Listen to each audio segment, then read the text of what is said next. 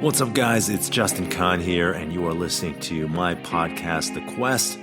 Today, my guest is my really good friend, Amitt Mahajan. Amitt is a serial entrepreneur and the creator of Farmville, which was one of the most popular social games ever that he launched at Zynga after the acquisition of his company, My Mini Life. And more importantly, Amitt is someone I have learned a tremendous amount from over the years.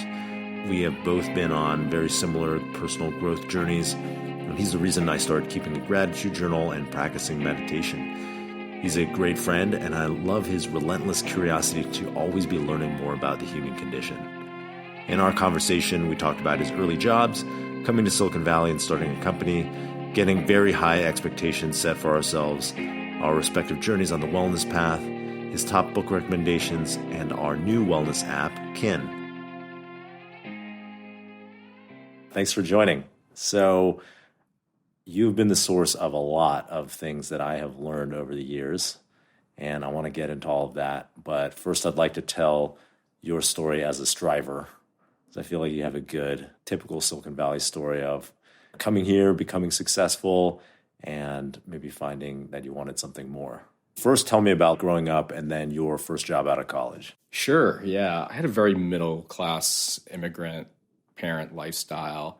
My parents came from India, settled in Chicago. I grew up in the suburbs of Chicago, went to public school.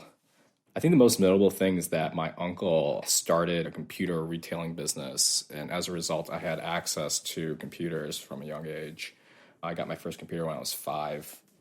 And then I started to program because my mom was taking classes at a local community college, and she was like, hey, can you type up my homework for me? So I would type up her homework, and I started to learn how to program by typing up her programming homework for the class. Wait, she was taking programming classes, and you learned to program by doing her homework? Her homework. Yeah, I basically did her homework. So from a young age, I was doing other people's homework, right? Yeah. And so I basically wrote my first program when I was 9. I got into games really early, started modding Quake and Doom by id Software. These were like, just the hottest games at the time. And eventually just realized that I really wanted to go into software. I was lucky because I think I found like something that was like a passion of mine very early in life. Many people don't find that. And my parents were like pretty supportive of that. And, we weren't wealthy by any means. I was fortunate enough to have not really worried too much about the normal needs of life. Yeah. And that really allowed me to start to go deep into, my hobbies from an early age. The biggest kind of thing for me was that my father passed away when I was 15. And I was like a decent student, but then it started to kind of taper off a bit in high school. And because of your dad passing? No, before that, I just kind of lost interest. And then he passed away, and that was almost like a lightning bolt. In Indian families, there's this idea that the oldest son is almost like the patriarch in the wings of the family. And so when he passed away, I felt that pressure. You were thrust into the position of being the man of the household. Exactly. And so I was like, okay, I have a younger sister. I, would take care of her. I felt like I needed to do well in school and college so we can keep our family home. And ever since then, I've been kind of feeling like, okay, I'm capable of doing enough to take care of the people I love around me. So that was both a pressure and empowering. Yes, of course. So I went to college. I went to the University of Illinois. I was a state school, did computer science there. And I almost didn't get in. I was like waitlisted, which is, crazy. Then I like kind of pulled myself out of this tailspin academically from high school. And at Illinois, I met my future co-founders. I really got a chance to dig into my love of computer graphics and gaming. And eventually, after I graduated, after 3 years, I went and got a job at Epic Games. So you graduated early because you want to go get a job and go work? It's that achievement mindset, Yeah. It's just like, I'm like getting an edge. I'm taking the edge. Who cares about the extra year of college if I'm a year ahead? It's always this idea of, can I get an edge? University of Illinois was a pretty famous computer science program, right? A lot of startups have come out of there, startup people. I think the YouTube founders went there, didn't they? Yeah, Max Levchin, PayPal, Mark Andreessen famously had a whole thing with the Mosaic browser when he was there. It was a good computer science school. And It's interesting because when I think about workhorse engineers, Illinois just produces them, right? Yeah. It's a little bit different than kind of the folks you see coming out of Stanford and Harvard that have a little bit more of an entrepreneurial mentality. That's not as well ingrained in like kind of the kids at Illinois. I mean, it's changing over time. But at the time, it was just like, oh, like, let's go get a job at Microsoft. Let's go get a job at Google. Let's go get a job at, one of these great companies and stay there for 15 years. And I have a lot of classmates that have done that and have done well in their own way. So how did you get your first job? I basically, like, out of college. Yeah. How did you? I mean, we talked about this a little bit before. I think it's so relevant because Epic's done so well. Yeah. In the past, since you worked there. But how did you get your first job? Dude, Epic. So I was always hacking on something. I was always tinkering. I built my first 3D engine. I was building maps for Quake in high school, and then I realized I kept hitting the limits of what the engine could do. There was only so many things that you could do within the constructs they had built within their map editor. So I was like, well, why don't I just build my own engine and game? And so I started to learn how to build 3D engines. I was working, this is kind of like a 5-6 year personal project of mine. And so when I left school, I interviewed at a bunch of companies, almost went to Blizzard, and a couple other gaming companies. And I went to Epic and I showed them what I built. And I think at the time I was one of the youngest people they had ever hired as an engineer. So they weren't recruiting from out of school or anything like that? No, Epic at the time was only 70, 80 people. My office was right next door to Tim Sweeney's, and he did my interview, and we went to lunch together in his Lamborghini.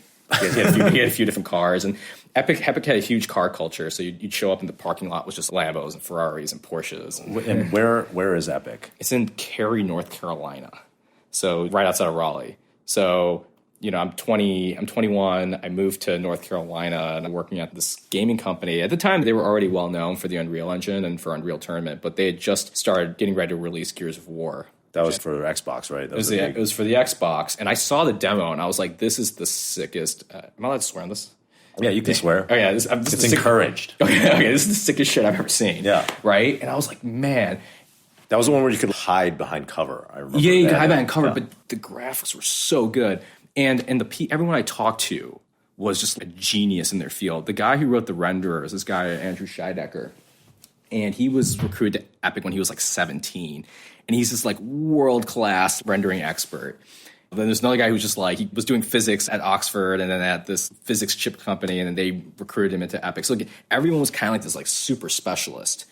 And so people think about Epic and Fortnite now, but this core group of people was there for 15, 20 years working together, and they're just absolute stars. And really level set my idea of both what a company could be, of what a product could be, and what really great A+ talent looks like. That's interesting because usually people from Silicon Valley think of Google or Facebook and don't really think about the gaming industry as much anymore in terms of modeling their companies after. But they had a pretty interesting company, right? Because it was out in the middle of nowhere where there's not very many software companies, 80 people, everybody's driving Lambos. I guess there was a lot of cash payouts. Yeah, it was a bonus-based culture, which is also really interesting, right? Is the idea that you're not necessarily granting people equity. You're basically doing a profit-sharing co-op style model where the longer you stay, the more profit. I mean, I'm pretty sure they've transitioned from that since then. But at the time, it was really unique. And I've always been trying to reconcile that difference. I think that it's interesting you highlight that because the gaming industry is the source of, they just kind of like do whatever they need to do to make the thing work. Yeah. Whether it's, I'm going to like hack something because I know that people won't be able to get past this wall or this obstacle, so I can just fake it. They do the same thing on the business side too, where it's like, I don't know how we're going to make the economics of this game work because games are just highly hit driven. So let's just scramble. Like, okay, let's do a profit sharing, but only couch it with it's not guaranteed, only if the game makes money. And then we'll go get project-based financing from here. And they kind of glom these sources of capital together in order to make it work. So yeah, game companies are super interesting from that perspective. Now they're starting to look more like Silicon Valley companies, but back then they were pretty unique. So you got there and you worked there for a couple of years. What was it like to work at a game company? I'm just curious myself, actually. It was effortless. It was like effortless. And people talk about crunch, and we did that. We crunched, right? Like we would work hard, but it was such a bonding moment. You know, these guys were like at my wedding, and I was at their wedding, and we were really, really tight because we were just in the trenches and we knew we were building something awesome. What were you working on? This was Gears of War at the time. And that game ended up being one of the top selling games on the Xbox and biggest franchises for Microsoft. It was just cool. It was like whimsical. No one took themselves too seriously. And I'm trying to remember that lesson of just like, don't take yourself too seriously. One is they had core hours, which I think a lot of Silicon Valley companies are doing now because of remote work. You need core hours because people aren't different time zones. Yeah. But they would do core hours just because programmers would have very wildly different times they would work. So 1 to 4, you had to be in the office. But then after that, you could basically do whatever you want. Yeah. I would show up at 12:30 and work until 1, 2 a.m. That's pretty startup-like, right? I remember when in the early days of us doing startup, we would start at 11 or whatever because we'd been out at night or whatever, or we'd sleep late. It was like college. Right? We'd start at 11 a.m. and then work until 8 or 9. That really does build a bond between you when you're doing that. You're kind of isolated from the rest of society in a way. Yeah, it's that. I also think the idea of reciprocal trust is super powerful. Right? If I'm spending all of my cycles figuring out how to make us collectively better versus wondering if you're going to do your job and do it well, I think allows for more creativity, for more comfort, and I think even more vulnerability at the office because you guys really trust and respect each other. And it's still true. I still maintain that Epic is, one of the highest concentration of talented individuals of maybe any company that I've interacted with. What were some examples of that on display when you were there? The effortless way that we could talk about how Moore's Law is going to allow us to put more triangles. Like Tim Sweeney is obviously exceptional in his own right. Epic just released something this year in Unreal Engine 5, which basically the fact that they have like millions and millions of triangles. And this allows scenes to be way more detailed and realistic than ever before. But Tim was talking about the technique they were using back in 2006 when I was there. And he claims that he had even the idea earlier than that. So almost 20 years he's been thinking about how to crack this problem. And how do you basically make sub-pixel triangles, which allows you to effectively have real-life level graphics. And so this long-term thinking combined with the technical, mathematical, and capital allocating mind to be able to actually get to that point is, I think, is one of a kind. But then you take that and you apply the same level of care to the guy who's writing the rendering engine, to the guy who's building the tool set, to the guy who's building the physics engine, and you realize that they're all the top of their field in terms of how to do that in a real-time way, which is what Epic really is. It's real-time graphics and applied to games and to movies and other areas versus something like Pixar, which is not that. Yeah. So you were there for a couple of years and then decided to go out, but you were getting paid, right? Yeah, it was nuts. So from a young age, my mom was an entrepreneur, but like a traditional entrepreneur. She owned a Subway, she owned a convenience store, and I always got the idea of if Bill Gates could just write software and make a business, then maybe I can too. So I already had the idea of entrepreneurship. Later, my future co-founder, Zhao Yang, really kind of influenced my thinking too by, actually saying like, hey, like you should consider starting a company someday. We met freshman year and it was just kind of stuck in my head. So to me, Epic was always a stepping stone in some ways. I remember I was getting paid and at that age, like I had no expenses. I think my rent was like $400 a month for like a 2-bedroom apartment in Cary, North Carolina. But when I went and said like, hey, like I'm thinking about leaving, Tim was like, well, are you sure? There's like, Gears 2 is coming out. There's going to be another bonus cycle. I'm like, look, you did it, right? And that's always been the thing, right? Is that as an entrepreneur or as a CEO, when someone comes and tells you that they want to go on the same journey, how could you authentically discourage them from being able to do it, right? Because you had the same impulses. Yeah. And to deny someone that wants to go do that is just, that's the height of ego, or I don't know what the right word is. But anyways, so he's like, yeah, I can't argue with that. He's like, Godspeed. And so I left and I moved from, the Lamborghini parking lot of Epic to East Palo Alto, California, where I started this little social app company with my friends from college. How did you decide what company to start? Zhao and my other co-founder, Joel, had already kind of been hacking on something. They had this idea of basically taking MySpace and embedding a virtual world into it. And so it was called My Mini Life, and it was basically within your MySpace profile, there'd be a flash widget, and And it'd be like your like virtual space that you could like decorate and customize just to maybe show a little bit more of your personality. Yeah. And then people can come by and they can leave notes and stuff. And in retrospect, I think people are doing that now, almost like a distributed virtual world, but living on each individual person's profile.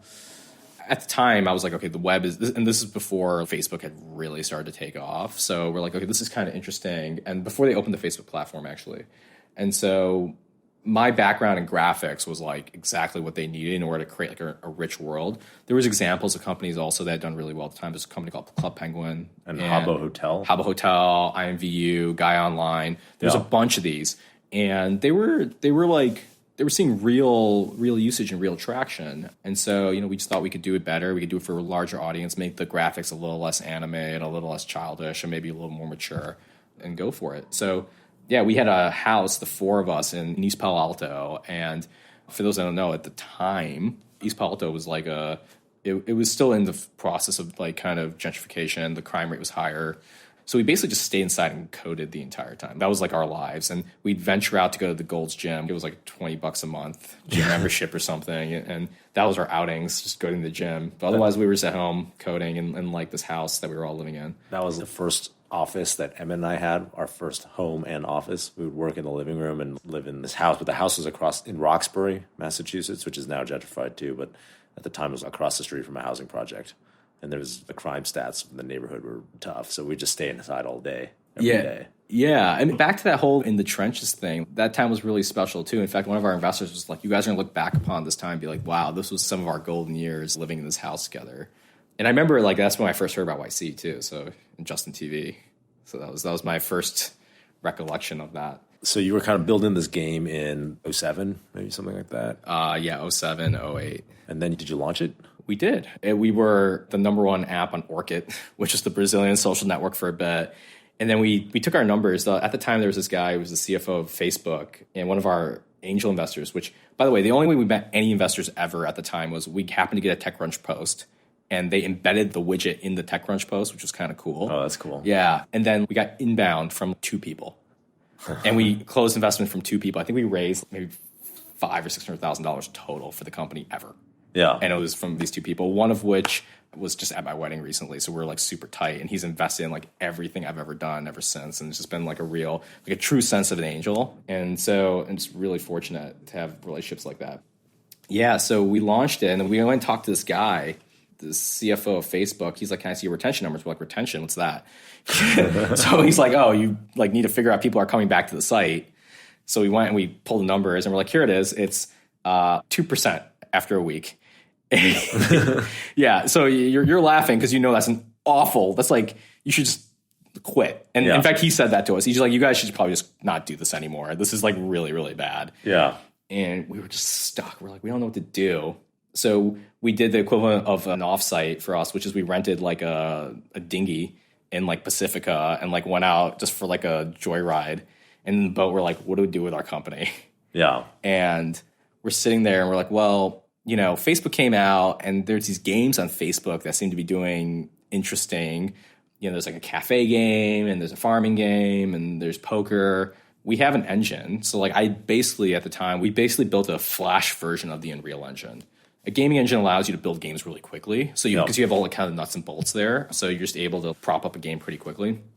So I built that in Flash for our company for this app. I was like, well, maybe we can just repurpose it.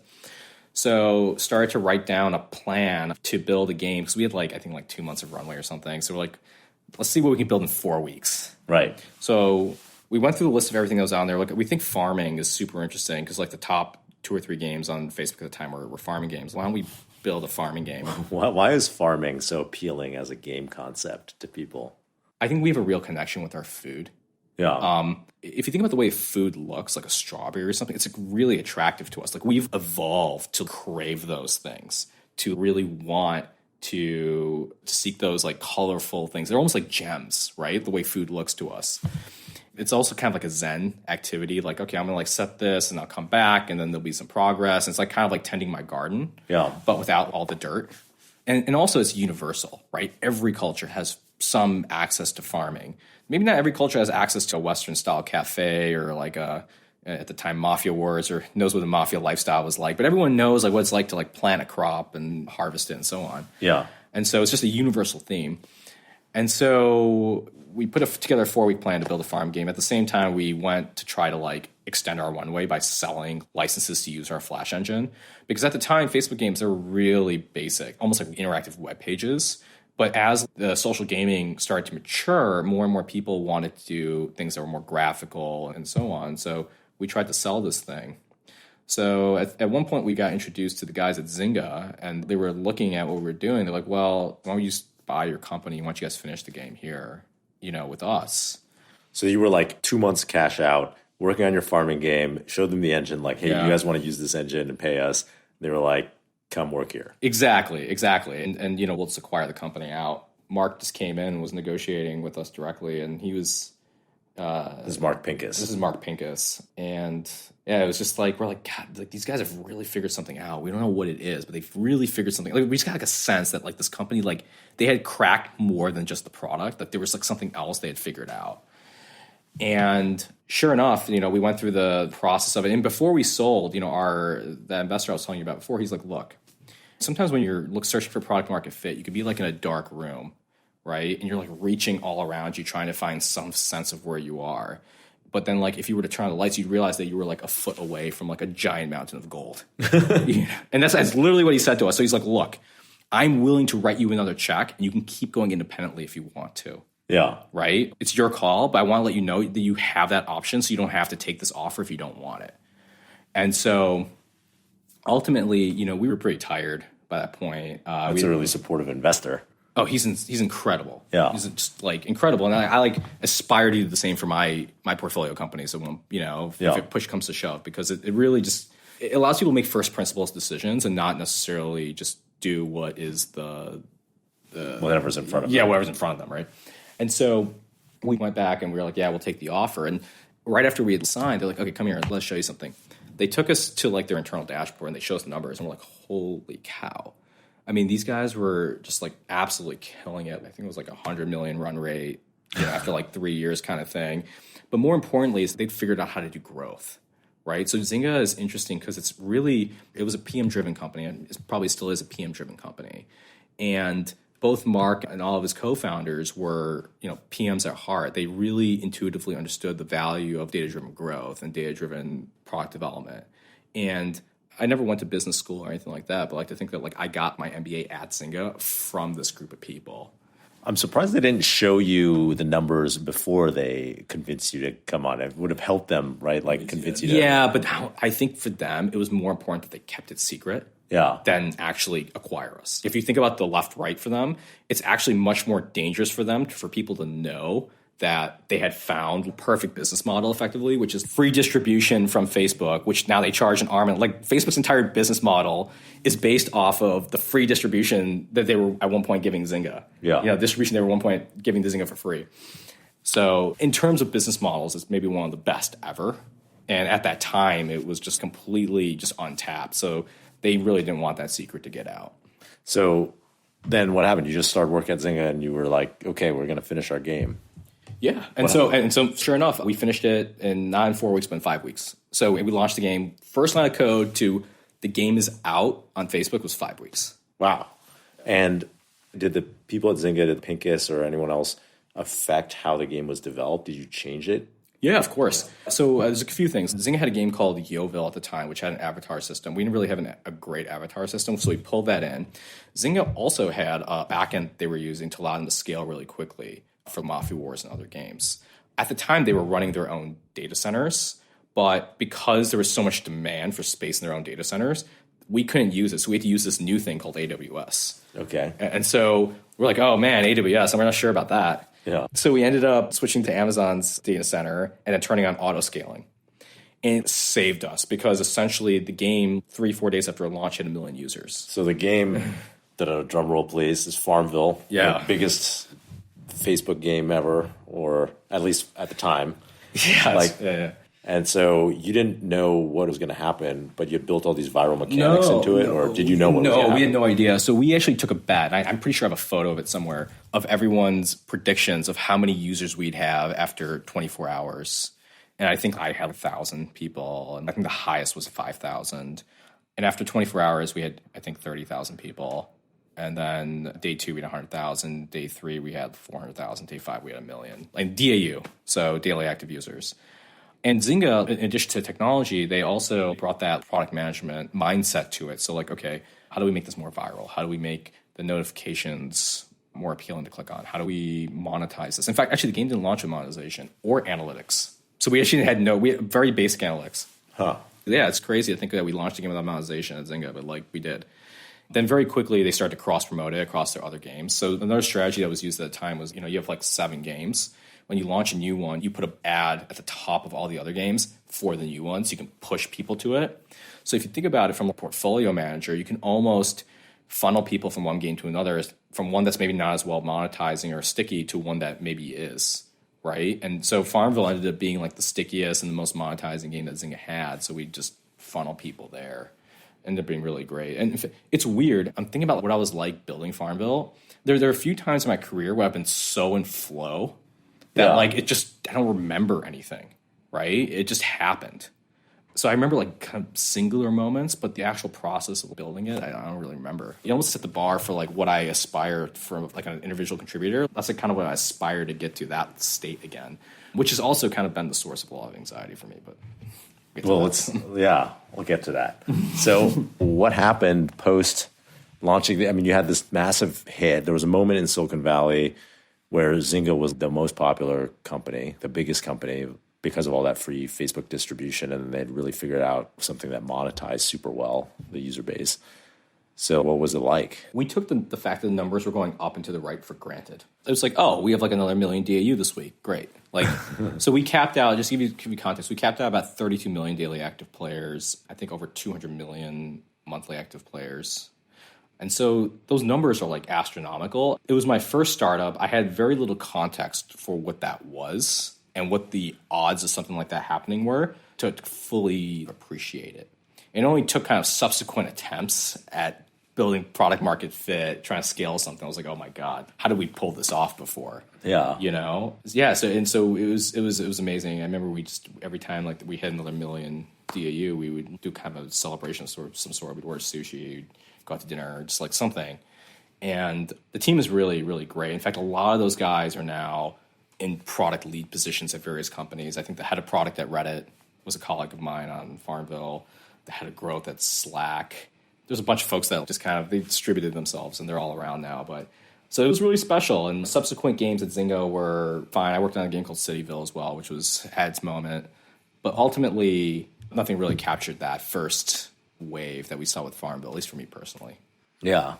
So I kind of want to pivot the conversation more towards your experience afterwards, and particularly our shared experience around wellness and more on the inner experience. So basically, the bridge version is after Zynga, I started a company that was basically monetizing some of the growth strategies that we had figured out at Zynga. I ran that company for almost 4 years, and we ended up selling it to Google. After that, I took some time off, started a venture firm, focused on virtual reality, augmented reality, and then started a third startup in the crypto space called Rarebits. That one was a grueling ride. Yeah. And I think a lot of the lessons that I had learned along the way had to be unlearned after I kind of hit my wall with this third startup. So going from there to the inner game, like, we talk about like pushing ourselves, about setting bars, and you end up realizing that those things, they allow you to kind of level set what quality looks like, and also in some ways set your narrative in a way that really kind of boxes you, becomes the source of your own judgment. Because you were so successful with Farmville. Yeah. In fact, I started this narrative in my own head, which is I'm like, am I a one-hit wonder? Yeah. I just get super lucky, right? Yeah, I did to some degree, but I'm also skilled in a lot of ways. But, this idea that my best days are behind me. This is like a narrative that people sometimes tell themselves when they've had a big win. Basically, with this last startup, we raised a bunch of money for a Ethereum NFT marketplace. Immediately, there was lots of competition. The pie was really small. Crypto started to tank, and we had no semblance of product market fit. And so we're sitting there, and I was like, okay, we raised all this money. We did all this press around this. We basically have no sense of a product that's working, and I don't really have an idea of how to get there. It's just like going to take time for this market to develop. I don't want to invest the time. I don't want to invest like years of my life, which is another thing that we should put a pin in that.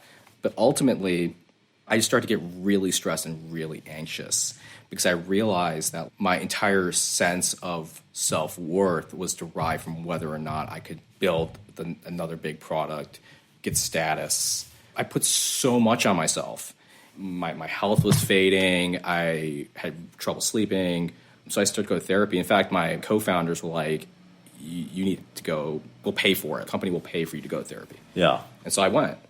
And, you know, I started talking. She's like, look, you definitely have anxiety and you have some form of depression. It's not super serious, but it's something, right? It's like obvious that you have really negative mental models that are coloring your reality. And I spent almost a year in therapy working through a lot of things. The first is that back when I was telling you about that patriarch kind of mode of living, I felt like I had to continue to achieve in order to take care of those around me. Yeah. And that was the only reason I existed, was to essentially be of service to them. And that self-narrative ended up really kind of fracturing a lot of my relationships. My relationship with my mom was really strained for a bit because I always felt like, you know, I was just like taking care of her. For example, if she was more financially literate, perhaps I wouldn't have to feel like I have this anchor behind me that like instead of feeling like I'm taking care of her, I have inheritance coming to me. And like I would start to resent those that like had that. And it was just not a really healthy way of viewing the world. And so one of the first things my therapist told me was, look, you're just like really stressed. You're really holding really tightly. And what I want you to do is I want you to make a fist. And I want you to hold it for like 30 seconds and then let go. And notice, as you're letting go, notice the waves of relief that are coming over you. So without the stress, you won't feel the relief. So yes, we're pushed, and yes, we're stressed, but that's also what allows us to feel that sense of relief, that sense of release. And if you believe that you can get past the stress point, you eventually can experience the relief. So one of the first things she said to me is, look, your life is actually really great. It doesn't seem like it because you're viewing it through the lens of comparing to others, you know, comparing to others that may be more successful, to your friends that are like doing really well, to other people who had access to more resources when they were younger, went to better schools or whatever it may be. And what's crazy is for those that are listening to this, you hear my life story and you're like, oh, this guy had like a really great ride, right? He had like a really good, easy time of it. And I really did. Yeah. And I acknowledged that. And I was really privileged. But my mind could not reconcile that based on the fact that I was like, well, you know, my level of success, given all those advantages, is just baseline. Yeah. And so, like, if I have all these advantages, I should be Bill Gates. Right. You know? It's like, well, based on what? It's so easy to get caught in the relative and the comparison with the people around you. Exactly. And so I had to start to change the way I viewed reality. So the first thing I did was I started to keep a gratitude journal. One of my good friends, Neil, he actually recommended it to me. And he's like, look, it's just an app and it just asks you 3 questions in the morning. What are you grateful for? What are you going to do to make today great? And a self-affirmation. I'm kelp. I ride above the waves, right? Yep. Or like I am manifesting everything around me. Everything that I experience is there to serve me, right? I did not have that language 3 years ago, 4 years ago, but now it's become second nature a little bit. Even just being aware of your feelings. The idea that like I was anxious, depressed, or like needed some sort of therapy didn't even enter my mind before like this point when I was running this other company. As an entrepreneur, as a programmer, you're constantly just looking for bugs. You're looking for faults in the system, problems to fix. As a programmer, you're just like, how do I debug this? Where does this break? So you're tuning your mind to always see the downside cases, the broken cases. And you tend to just push out everything that's working really well because that's not what you have to focus on in order to kind of grow the business or build a product, right? And so the gratitude journal is such a great hack because it basically allows you to refocus on all the things and take a minute to appreciate all the great things that are happening for you so that your daily kind of mental thought process is rewired. It's not just focusing on the negative. I started keeping that in like 2017. I haven't missed a day since. Yeah. Right. And it's like a joy. Like I really look forward to it. And it's cool because I can like go back. You get to put one photo a day. And so I take a lot of pleasure. Actually, you're the one that showed me that feature when we were talking at dinner one day. And I was like, oh, I should do that. And then to be really cool because then like you go back and you just be like, wow, my life is just full of incredible moments. Right. And it allows you to change the narrative because at some point, like James Clear talks about this, he's like, how do you know if you're like an athlete or not? Well, you would self-label yourself as an athlete if you have enough data points, and something becomes part of your identity if you have enough data points showing that you've done it. But at some point, you have to have that first data point, so you just kind of fake it till you make it, right? And now I can be like, okay, I have so many data points in this journal that I can look back and be like, oh, I like actually have a really wonderful life with great friends, a support system. It's interesting, it's novel. And it started with that just like, well, let me just take 1 minute to appreciate this current day. And then over time, that really adds up. I love the 5-minute journal app because it makes it so easy and accessible. I remember you telling me about it. This is in 2018. And I was super skeptical. Fucking app going to do? You just write down 3 things you're grateful for. It sounded super cheesy. But the idea that it's only going to take 5 minutes every day, and I'll just try it for a week. You know, that's 7 days. It could be 35 minutes. I could spend half an hour just to try it because Amit is so into it. So I tried it, and then I noticed after that first week, I feel a lot better. I think I've done it every day for the past 2.5 years now in that same journal. Yeah, right. So thanks. And many of the other things about wellness that I've learned from you doing them, like meditation being another. So tell me about getting into meditation. Yeah. One thing before I get into it is just like that whole like you see me do it and then I do it. You realize that's one of the hallmarks of our relationship. And I think of those that are also kind of trying to become better versions of themselves is that we're, in a lot of ways, we're like lead climbing for each other, right? I can't help you get up the mountain, but I can at least chart the part of the path for you so that you can see the way that I did it and then like go. And then maybe you go ahead and like find some other interesting thing that I can incorporate in my life. It's truly an individual path, but you know, you're still the one that spent every day writing in the journal, right? Yeah. And then when I heard about that, I was like, oh, okay, so it's not just me just doing this. It's reinforcing. But yeah, so meditation is another one of those interesting things. Another friend of mine, Neil, also recommended this TM, which is a Transcendental Meditation. Form of meditation, you do 20 minutes twice a day. You basically close your eyes and say a mantra to yourself.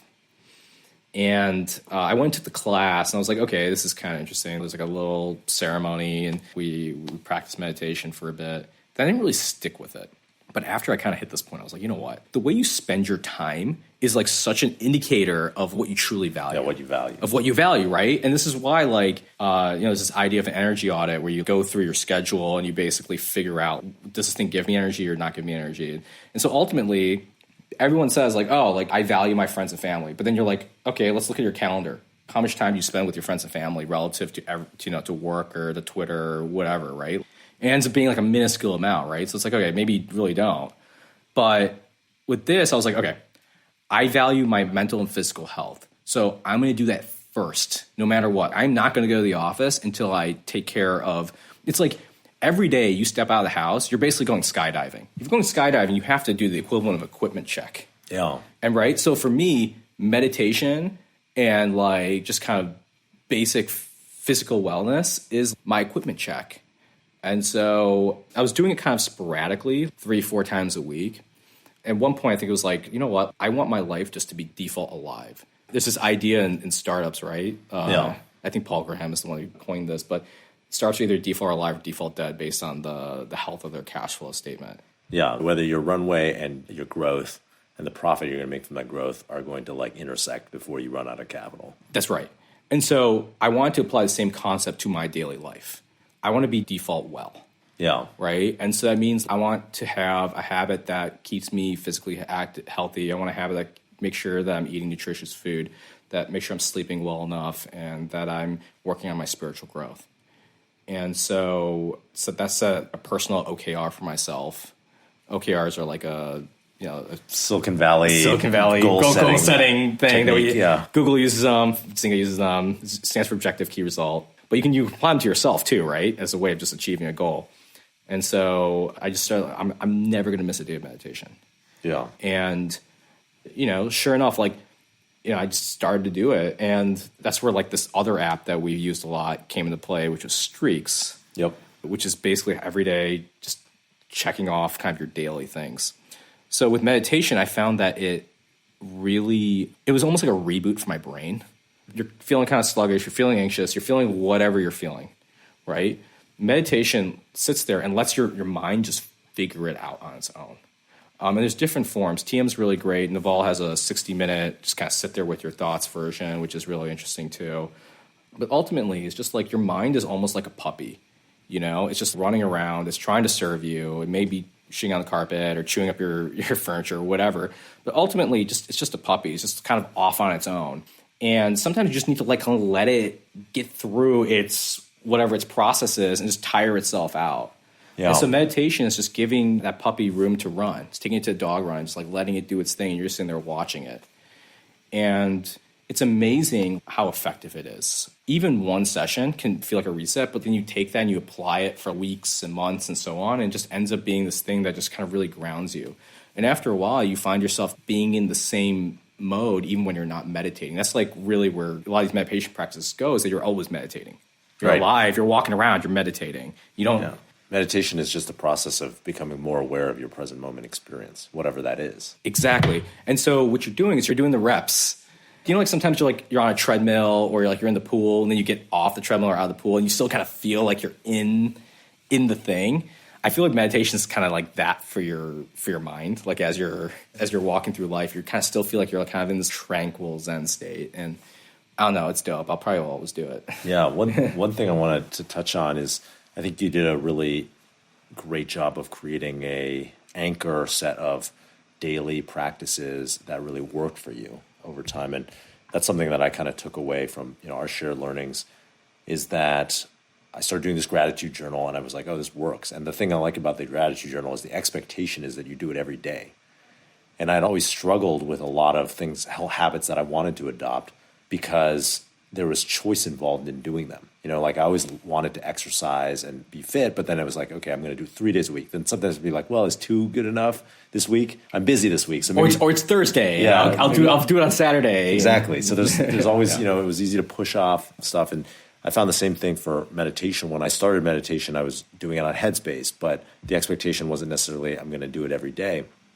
And when I decided, okay, I'm going to take the choice out of this, I actually read James Clear's book, Atomic Habits, amazing book. And I decided I'm going to take the choice out of what I'm doing every day. I'm going to set the bar very low. So I'm going to say I'm going to meditate for at least 2 minutes every day. And I'm going to work out for at least 5 minutes. I'm going to do my 5-minute daily gratitude journal. So, this whole thing is like 12 minutes. If I can't do that, then, I've got other problems. And I said, I'm going to do it every day no matter what. If it's 11:55 and I meditate, I'm going to meditate right then. And so that helped me make it so it was a choice-free decision. There was no willpower required, and the bar was so low with what I considered acceptable that it was very easy to stick to, and build a habit around. Years later, I've worked out every day for the last several years. I've meditated every day for the last couple of years. I've done this gratitude journal every day for the last couple of years, but it started off with this very small incremental goal and making it the anchor of my day. Yeah, there's 2 thoughts that come to mind. The first is that today could be the last day you did not work out, right? At one point there was a day which it was like the last day you didn't meditate, right? Yeah. And that could have been yesterday, right? And so it's so interesting thing, whenever habit you're picking up, that at some point you'd be look back and oh yeah, that day was significant because I just started this thing and I didn't realize it was going to be years of this, but it ended up being that way. The second is that it is so much. Actually, Keith Ribot says this, that he goes to Barry's almost every day. And he's just no days off. When there's no days off, the idea of just taking choice out of the matter just makes it autopilot. I also find that this is why I really like intermittent fasting, is because effectively you're I am done eating. It's not I can eat low fat stuff. No, it's after a certain hour, just I just can't eat. Yeah, right. And it's just it's an on off thing. And that works for me. And that's the one thing about this is you got to find what works for you. But this is, I just find it's easier just to have hard rules for myself rather than stuff that's a little bit open to interpretation. Yeah, I find the same. And I think it really is taking the choice out of the equation. I always tell people I have low willpower. And people are like, well, how is that possible? You meditated every day. I'm like, some of those meditations were 2 minutes or 1 minute, right? And some of them I got up, I was sitting down and I couldn't stop thinking and I just got up and I was like, whatever. But I sat for 1 minute or 2 minutes, and that's what I'm counting. And the point is not that any individual meditation was good or not, or any individual workout was good. It's the point is I did it and I have this streak, and that's keeping me on the train for the next day and the next day, and really building my identity as a meditator and somebody who exercises and somebody who's grateful and does his gratitude journal. That's exactly right. Yeah. Another thing that we've often talked about is your favorite book recommendations, which I feel like have been very impactful in my own life. So what are some of the books that you recommend and are reading now? It's interesting because these books, I just have a really great set of friends that always I feel like I always get the right book at the right time. So if you view kind of the world a little bit, and as I've been trying to do, is everything happens for a reason, everything's there to serve me. One of the books I recommended to you originally was The Untethered Soul, right? And that amazing book. Yeah, it's incredible, right? And it was kind of my first kind of exposure to this idea of spiritual, philosophical way of thinking. I was at a friend's re-wedding, and they gifted this book to everyone. And I didn't even read it. My wife probably read it first, and she's like, "You should read this."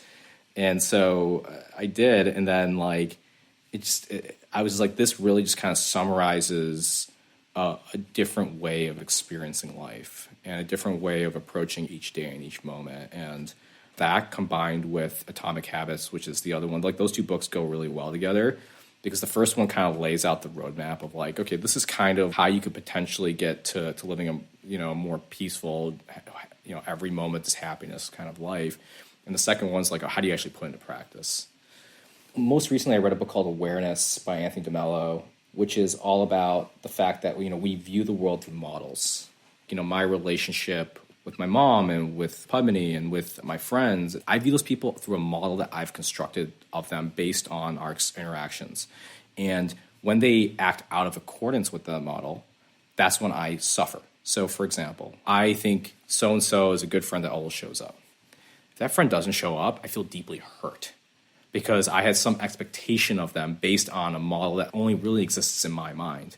And so this book is all about how do you let go of your models and start to see kind of reality as it is. Instead of expecting that person to behave a certain way and depending on them to fulfill your lack of suffering or take away your suffering or to be happy, you accept what's going on in the world. That's exactly right. Well, yeah, so the first thing is seeing reality as it is and then accepting it as it is. And acceptance is interesting. It's a topic that I've been kind of going back and a lot. I'm definitely still... It's an everyday practice to kind of go through this process to accept people as they are.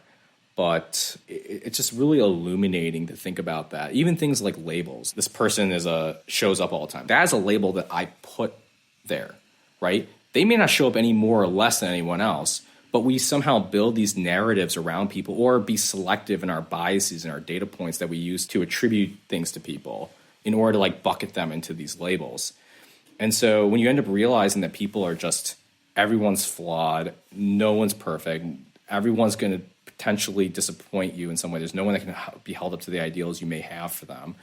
You start to actually just realize that the source of your own power is from within, not from that person. It's really what it is I want this person to show up, for this event. They don't show up. And I feel bad about it because what was really happening was that my approval was coming from that person doing something to basically massage my ego. Yeah. Right? And so really acceptance is not even accepting the other person. It's realizing your mind has given away its agency. You've been giving away your agency to other people.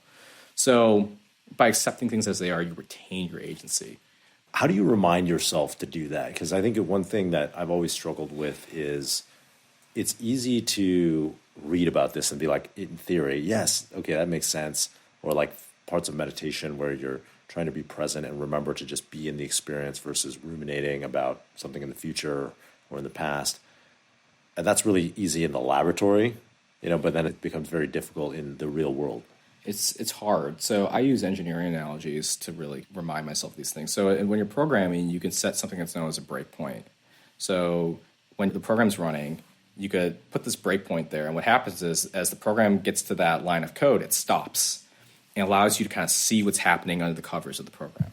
So I like to think that with this, what really we're doing is we're setting mental breakpoints, right? I want to breakpoint on when I feel angry. I want to breakpoint when I feel sad. I want to breakpoint when I feel upset or hurt.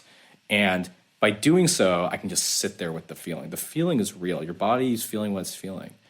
And ultimately, you sit there and just kind of observe it. Yeah. And that's what you do after. But first, you have to like train yourself to observe it. So this takes time. That breakpoint develops over time. And you start to catch yourself. And it's weird. It happens as you get older. You just get better at this a little bit. Like you're less like carried. Like if you watch a kid, they just get carried away with their emotions, right? Like they're happy and all of a sudden they're crying, right? But like as adults, we have a little bit of slack. You know, there's a little time where we can catch ourselves. And so that's like where we have to start living, is in that moment of, okay, something came up. I have a frame or two before I act on it. Yeah. And that's where you have to kind of like focus your attention on that one moment. And meditation helps with this too. Yeah, meditation helps a lot with this. This is something that, I've spent a lot of time working on in meditation, is recognizing how you feel, right? So that you can be more conscious of your experience. And when you have an emotional experience, you can pause and see it. And so now I feel like, having practiced meditation for a couple of years, it's much more easy to, it's still not perfect. I find myself saying, oh, I feel this way. Like right when I feel it, I'm like, I'm feeling angry. It's like, oh, that's anger. What's the experience of anger? The experience of anger is tightness in my chest, and it's clenching my jaw, and it's words in my head that say, fuck that guy. He's like fucking you over or whatever. And then I'm like, oh, how do I want to show up in the world? Knowing, like, experiencing this anger that I do, which is okay, and I accept that. Now what do I want to do as step 2? So meditation's helped. The other thing that I like, the idea of a break point, and one of the things that I've been doing, I don't have it on right now, but I bought a red bracelet to put on to represent meditate, or to be present, to notice my present moment experience, right? To do a meditation in the present moment of just like, what's your experience? Whenever you see it, it's like a trigger, like a visual trigger. It's a totem from from Inception. Exactly. Right? It's your totem. I got it. It's a totem. You see this, and then you're just like, what's my present moment experience? So that you can, for me, I can pause and say, oh, it's anger. Oh, now what do I want to do with that? Maybe I don't want to get swept along and start screaming at, a family member, a friend, or the guy who just cut me off on the street. Maybe I just want to check in and then decide what I want to do consciously. Yeah. So one thing is catching my cynical self, being like, well, that's just a hack, Justin. You're just fooling yourself into thinking that. And one thing I think is important to note about this is, if you've done it once and like you had a realization, odds are that there are greater and greater levels to these things. Right? Taking note of where you've come from, which is not being able to do that, to be able to do it a little bit, is enough potential proof that you could potentially do it all of the time. Yeah. Right? Because you've moved the needle at all. Yeah. Right? And so do whatever thing you need to do to like advance yourself to a greater version of this. And eventually there's those stages of learning, right? It's like unconscious incompetence, then like conscious incompetence. Like, you're not good at something. Then conscious competence, where like, okay, you can like, if you focus on it, you can do it. Then it's unconscious competence, which is, I don't even have to think about it and I could still happen. I would argue your meditation practice is probably at a point where you're unconsciously competent at it now. Like, it's almost like if you didn't keep the streaks, that you'd probably still just keep doing it. Well, I think there's some element where I am much more equanimous, and I'm much more in the present than I was in the past. And I can think of specific examples of how I behaved in specific situations pre-meditation. What's an example of that? Being anytime I was upset. I remember one time I had an engineer quit from a startup, and I was very invested in working with him, and I thought he was excellent. And I was just super pissed, and I didn't know how to relieve that anger. Today I would say, oh, here's my experience of I'm angry. What does that say about, like, why? What can I get curious about it? Can I feel it? Can I feel this anger, and can I experience it, and can I accept that, right? About in myself, can I accept that I'm angry? I'm not trying to change anything. I accept it. Then it's like getting curious. Okay, why is that? Is that because I worry it's a threat to me, like that if he's going to quit, my company's not going to be successful, and then my ego is going to be irreparably harmed, or like my livelihood is going to be gone, or whatever. And what does that say about me? And then, is that true? That's a narrative that my mind is inventing to protect me, right? Because it's saying, hey, it's important that you pay attention to this. Maybe you need to go get him back, or like hire someone new, or whatever. Is that narrative really true? Is the narrative serving me? And is it the fact that I should fly off the handle because he quit, or should I maybe calmly, rationally calculate what to do at this point, right? And usually going through those steps will relieve whatever suffering I'm feeling at that moment for the most part. But in the past, I remember this happened, and I just grabbed a fifth of Jack and I drank the whole thing. And I was like rolling on the floor, like, in my apartment, screaming and crying to myself. So that's, there's like so many moments. And I Yeah. can think of a lot more moments where it was like, instead of, the conscious way of noticing how you're feeling and then being able to skillfully decide what you're going to do and how you're going to show up in the world, there's the unskillful, and I don't actually judge myself. It's more like I didn't have the tools at the time. I didn't have the tool of being conscious about my present experience and being able to have language to describe my emotional state, even to myself. Instead, I had the tool of like, well, alcohol is like a temporary salvation from this emotional experience. So how do you respond to people that say that, well, that reaction was actually one that served you in the long run? That having that negative reaction and having an aggressive drive to go get them back, or to like make sure you didn't lose another engineer, even though it took a fifth of Jack to get there, is, what made your previous company successful and your previous venture successful. Yeah. And then like you're potentially cutting, you're shutting down that drive or that kind of go get it attitude that is necessary to be successful. Yeah, I get that all the time, right? I'm sure you do too. And it's like, it did serve me. Like the drive to like be up, the anger, all these emotional states are signals, right? Your anger about the situation is like your brain telling you something's not right. Now, it misfires a lot, or it could interpret things very weirdly, that maybe your warped reality of the actual situation, but it is a signal, right, with a high error rate.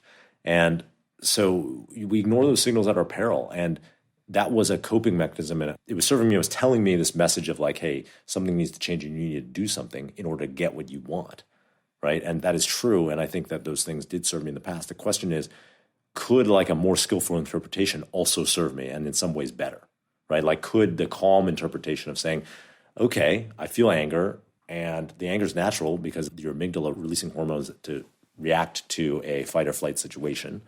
That's part of the human experience. So can you accept that? And then like, now what do you want to do now that you know that?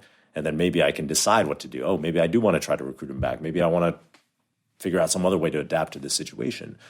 And would that situation serve me better? And the answer... You'll never have a counterfactual. Yeah, that's true. There's, I don't have a counterfactual, but my belief based on running this experiment now, like both in the conscious way, and then in the unconscious way, which was the first 36 years of my life, I'm fairly sure that the latter will serve me better. Now, there's another important distinction I think that people don't talk about very much, and my meditation teacher, Janusz, talks a lot about, which is your values change oftentimes when you're not compelled, right, by your emotions or by your monkey mind. I really needed to be successful at my startup because my ego was tied into it and it was very unconscious, and then I'd be angry if something didn't go my way, right? Now, that was a compulsion towards a certain value, the value being like, I want to make money. And in the today, Justin, there's a process of, maybe I am conscious of all of this experience. Because I'm conscious of it, I'm like, well, maybe making money is not the most important thing that I value anymore. And so my values change, and so my efficacy at executing those former values may have decreased. That is true, right? Like I am no longer primarily motivated to make as much money and be as famous as possible.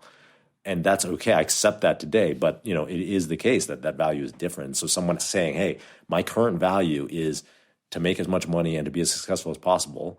And then if I'm like go through these steps of consciousness, I might change that, threaten that my ability to execute against those values. The answer might be yes, that's true, because you don't see a lot of monks who are like the richest people in the world, or most famous people in the world, And so I think that's really important to distinguish. But the last thing I'd say is like my life feels a lot richer for having different values,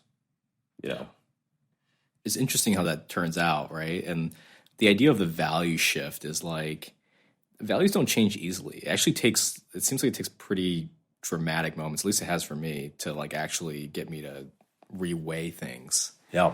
And, whether it's like trauma or some form of, like psychedelics have been like a pretty big part of that as well. I had this concept that recently I've been trying to think about, because ever since my last startup, I've just kind of been like just working on myself. This year, I went with just having no goals. Like I had OKRs last year. This year, no goals. Yep. I kind of just want to float. And basically, I've been floating for a bit. And one of the things I've been thinking about is how do I think about just time and like how do I invest time? Ultimately, I think like we all have like a series of flow machines that we like interact with. And a flow machine in this case is something that converts your time into flow state for you, right? And you can have a variety of these, like whether it's working out, going for a run, programming, playing tennis, playing video games, watching TV, whatever it is. Like there's something where you just like, you go and you apply yourself and you just like don't even realize where the time went. And what I find is that like the way I think about these flow machines is that they have side effects. So I'm just in flow, but the side effects are I'm getting healthier, I'm getting unhealthier, I'm neglecting my family, or I'm spending more time with my family. Yeah. Right. And so now I've been thinking about like, okay, like the things I wanted before from my flow machine were primarily financial success, status, feeling like I was important, whatever. And now it's much more about how can I just find satisfaction in just the process of being in the machine completely. The side effects don't even really, really matter to me. And so it's been kind of like a narrative shift, which is maybe a little bit similar. Of just like it's about intrinsic motivation and not extrinsic motivation. Exactly. And there was something you said to me, which has been like reverberating in my head back to kind of how we've been lead climbing for each other. I hope you don't mind me sharing this. No, please. Which was, when you were thinking about like how you want to raise your own kid, right? You were like, I don't necessarily want it to be about giving him like a leg up in school or financial support or wherever it may be. I just want to find a way to have him be the source of his own approval. Right. And you end up realizing that's actually like the root hack, right? It's actually the root hack. Everything else solves for itself if you've actually figured that out. Yeah, I think that's so important because that is the thing that I envied the most about other people who, maybe their parents had a lot of resources when they were growing up. Some kids get the advantage in terms of great school, or they get to drive a nice car, or they get an internship, fancy internship with the dad's friend or something like that. But the thing that I always thought was the most impressive were the people who were just confident in themselves. They weren't doing things to desperately get the approval of other people. They were just like, I'm going to do what I care about doing, what I'm intrinsically motivated to do, what I care about, what I'm passionate about, not for the external rewards. And I just never got that. I was like, how could someone be like that? When I was younger and even as an adult, it was like so amazing to me that people could be so self-assured to do that, to be that way. And that's like the gift that I hope to bestow on my son more than anything. Yeah, I hope it's the gift that we bestow on ourselves as well, right? Yeah, like absolutely. I don't know. It just really stuck with me because ultimately, a lot of times we choose the wrong, machine to interact with, or the activity to perform, or job to take, or whatever it may be, because we think that this is what other people want for us. Yeah. Right? It's all extrinsic goals. Even like wealth and status in and of themselves are that. There was an incredible article I read recently by Dave Perel, which talks about Peter Thiel's religion.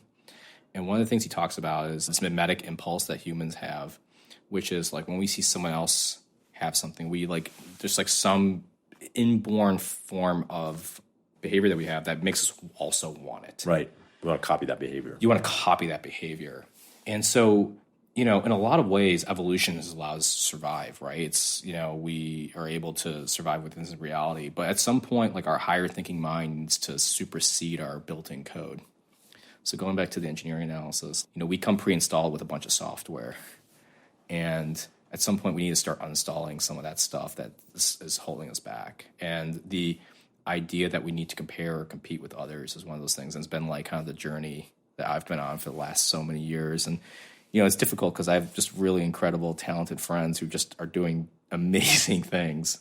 But then also just like having that approval of yourself to be like, okay, like I may not be on the same path. I may be doing something different. I may just be that we drift apart too. And then like coming to accept those like kind of those existential fears is also part of the path. It's kind of, for me at least, it's been like, how do I get my base emotions under control? Then how do I like start to think about kind of my position and my journey on over life in a much more healthy way.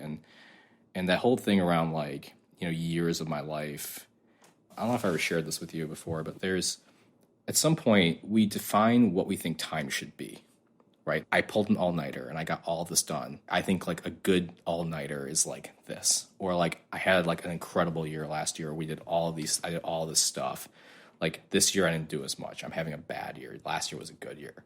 Somehow we assign stories and labels to actual time as well.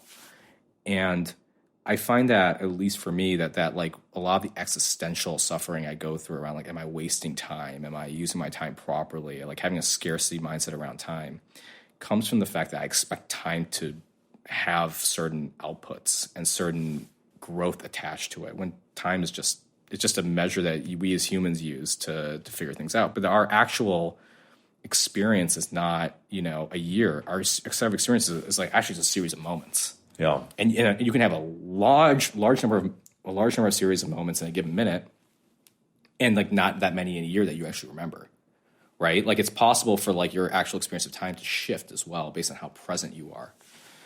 And so one of the things I've been doing is just being like, it's okay to spend this minute doing nothing. It's okay to spend this year doing nothing.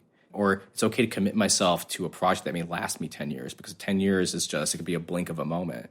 Like I said, I don't remember those 5 weeks from Farmville when I was working on it, because it was just, it was a blink. I was just in it, right? Yeah. I have a couple more questions.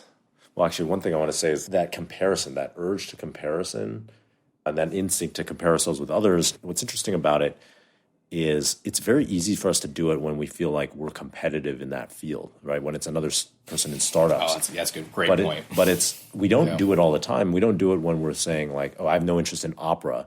And so if I hear an amazing opera singer, I'm not like, oh, I should be like that. It's taking away from me that person's amazing and I should be there. That's right. And so, you can just say, oh, I appreciate that person has spent all this time cultivating this skill to be amazing at this thing. And they probably had some set of background and gifts and genetic gifts and, that put them in the position to be this amazing singer. And if you can take that mindset and shift it to everything, because you're not, we have lots of mutual friends who are much more successful than us, but, I always looked at the guys from Airbnb, for example, because I knew them in the very beginning, and then I saw them just have this meteoric rise. And I always would compare myself back in the day to like, oh, these guys are doing so much better than we're doing. Yeah, you had your cohort. Yeah, but they had a different experience and started a different company in a different industry. And that shift of, instead of looking at the comparison, but just being able to appreciate, realizing that you actually couldn't have been them because you're not them. And just to appreciate, oh, this person is bringing their gifts to the world and it's amazing. That has been a huge mindset shift for me, as somebody who was very prone to comparison before. Well, and then if you ask yourself why were you making those comparisons to begin with, you end up realizing that it's actually because of self-labeling. Yeah. Right? At some point, you labeled yourself as an entrepreneur, someone who could start like a $1 billion plus business, and maybe even had the idea. I'm sure that's happened too. You're like, oh, I had this idea, and then someone went and did it, and you're like, oh, yeah. It's drawing that awareness to like, if you were to write down all the ways you define yourself, I'm a entrepreneur, I'm an engineer, I'm a game guy, I'm into 3D graphics. Right. And then when someone else is like successful in any of those areas, I'm like, well, maybe I thought I was, like you said, you thought you were competitive, but maybe you're not. And like, so that like audit of all the ways you label yourself is, it comes back to that point I was making earlier, which is we view the world through models. We also view ourselves through a model too. Yeah. Right. And the way we label ourselves is our self model. And so, as we seek to like actually see ourselves for what we are, which is like, I dabble in games, but I also dabble in other stuff, right? I dabble. I'm a programmer, but I also, I write or I take photos, and like the more you just see yourself as just like the next moment rather than like the collection of moments you've had before, it allows you to free yourself from those labels. And then when someone's doing something, it's like, oh, okay, like their collection of moments led to this moment. Yeah. And so it's really apt. So yeah, awareness talks about this quite a bit, that book. So what's the most important skill you've learned in all of this? I don't know how I articulate it, but I think it may actually be the like just pause and reflect. Yeah. Right? Because that's effectively... It's kind of the meta skill. It's basically the thing that like allows everything else to kind of develop. Yeah. I want to say, I want to put these two at the same tier. I think the second one's gratitude. Yeah. I think gratitude is the silver bullet. Yeah. Okay, the last thing I want to talk about is kin. Oh, yeah. Yeah, we haven't even talked about that. So we've been building an app together. with my brother Damien and our friend Omar and now our other friend Jen. And so tell people about Kin. Yeah, so Kin is interesting. You and I, we talk about this thing we used to do where how do we get someone from like being completely in their own head to like personal growth and wellness, right? Like it's like the Wellness 101 program. Yeah.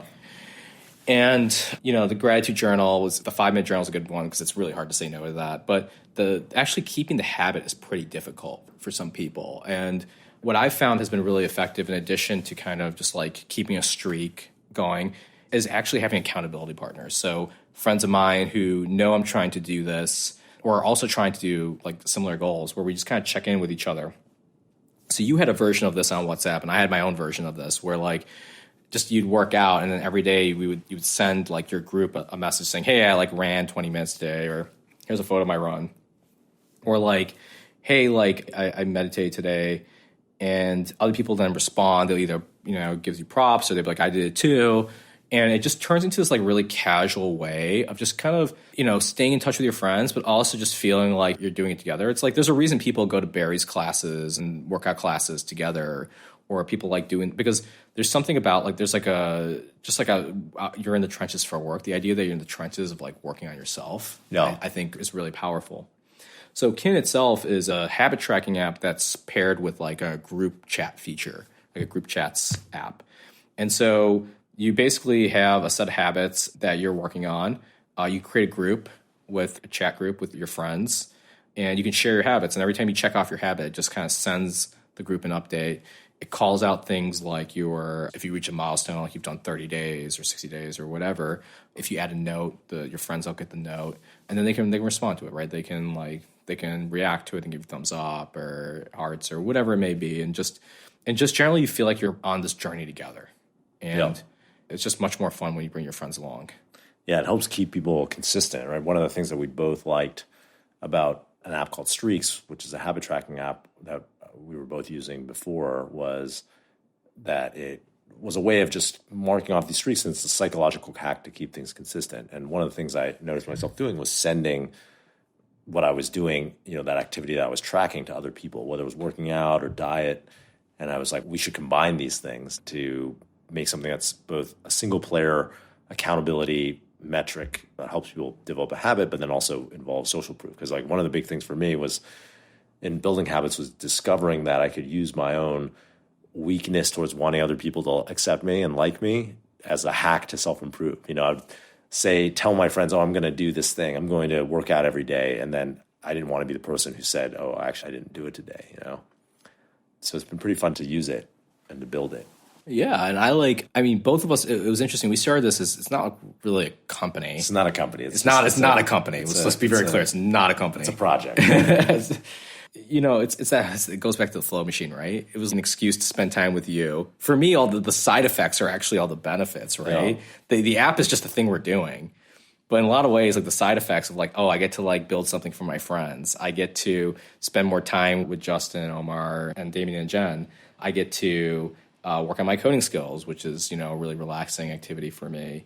It gives me something to do during quarantine, because we started this basically this year, and it was a quarantine project. On it in, quarantine. Yeah, and so like it's interesting. Like for us, it was just like let's put one foot in front of another. Like there was no schedules, there was no real like commitment. Yeah, it was just like if you feel like working on it today, just like work on it. Yeah, I think we like actually ended up working on it quite a bit, just because there was no pressure to do so.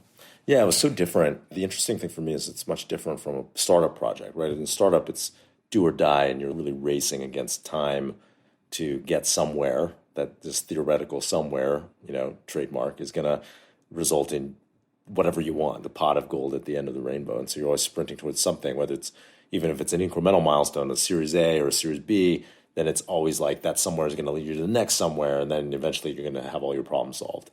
And of course, that never works out like that. That's a complete myth. And here it was much more, hey, let's build something that we like doing for our own use, and that's it.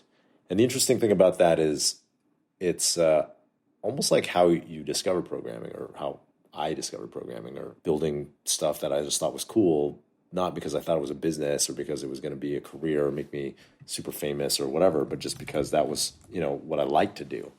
Yeah, you just weren't taking yourself that seriously. Yeah. Right? Like at some point, you start taking yourself seriously, and then you attach all these expectations on it. Yeah. I was actually, there was a period last year where I was like finding it really hard to start anything. Yeah. Because every time I would start it, I'd be like, okay, how am I going to scale this? How am I going to turn it into this or whatever? And I just found that the expectation I was putting on myself was preventing me from being able to even begin working on something. Yeah. And so this has been really interesting because it was like a very gradual just kind of build up. I think that's one of the problems with having too much experience, and aging up, especially in the business and its startups. But, I think it applies to all entrepreneurship, not just programming. But, a lot of the best companies are started by people who are very young, Google or Facebook, and they're just building something that's cool. Justin TV is the same way, with Twitch. It wasn't like we had a business model or My Mini Life, right? You're just like, I want to build something that's cool. Yeah, it's fun to work. It's like fun to work on. Yeah. And if I can just do it with my friends and build something that I think is cool and people like it, that's good enough. And then as you become older and more successful, then everything has to be successful. And it's like, how is it going to be successful? How is it going to be big? Is this a big enough target addressable market? Is it something that's a killer app or like 10x better than the competition or, X, Y, and Z things? And the ironic thing is it's hard to discover all of those things up front. Like oftentimes the path to a very successful unicorn company is very serendipitous and messy. And like Twitch is a perfect example where like you would never have started, we pivoted 10 times and like you'd never have started it that way, That's right. But it's also interesting because like the fame almost traps you a little bit or the previous level of success, it traps you by yourself, but there's also external expectations. We didn't talk about this app for a long time because, people were like, oh, like, what are you going to do with it? How you like it? It's just going to be your thing? Yeah. I'm like tired of that fucking question. Like, I don't know. I'm just like playing around. Like, allow me just like to live, and just like enjoy the moment of just exploration, of creative exploration. And that's really what it is, right? There's a great book called Why Greatness Can't Be Planned. Yeah. So my friend and board member Nabil Hyatt over at Spark, he kind of gifted this to me after I stepped away from Rarebits. And the book itself is just about how when you think about any of the like disruptive, massive technological advancements and changes and products that have come about, you end up realizing you can't really straight line your way there. There's a series of innovations that you have that are completely unrelated. Like you think about the iPhone, like one of the things that was really incredible about it was the glass they used, right, to first manufacture it. But like Apple didn't make that. There was a completely different industry where a series of things had to happen before that piece was available for the iPhone. And so you end up realizing that like the more you try to plan your way to something big, a lot of ways you just like shut off these paths and prevent like kind of exploration from happening. So the book's entire premise is you should just seek out novelty. Yeah. So allow yourself to maximize novelty and you'll take a random walk. You may end up somewhere completely different, but at a much higher mountain peak than you ever did. Or maybe you won't. That's okay. That's fine too, right? And so I'm not saying that like that's what we're doing here with Kin, but I think ultimately it's just fun to be able to go on a walk sometimes and not be striving for a specific destination. Yeah. The act of swimming is fun in of itself. Yeah. You don't have to swim to that island off the horizon. Exactly. That's right. Cool. Well, that was an amazing conversation. Thanks for joining me. Yeah. Thank you for having me. So much fun, dude. Yeah. All right, guys, that was my conversation with my friend Amit. Please bang out that 5-star ratings on iTunes. If you like the podcast, if you didn't like it, well, you got what you paid for. You can find more about Amit on Twitter at AmitM, so AMITTM. And I'm on Twitter at Justin Khan. Otherwise, I'll see you next week. Bye.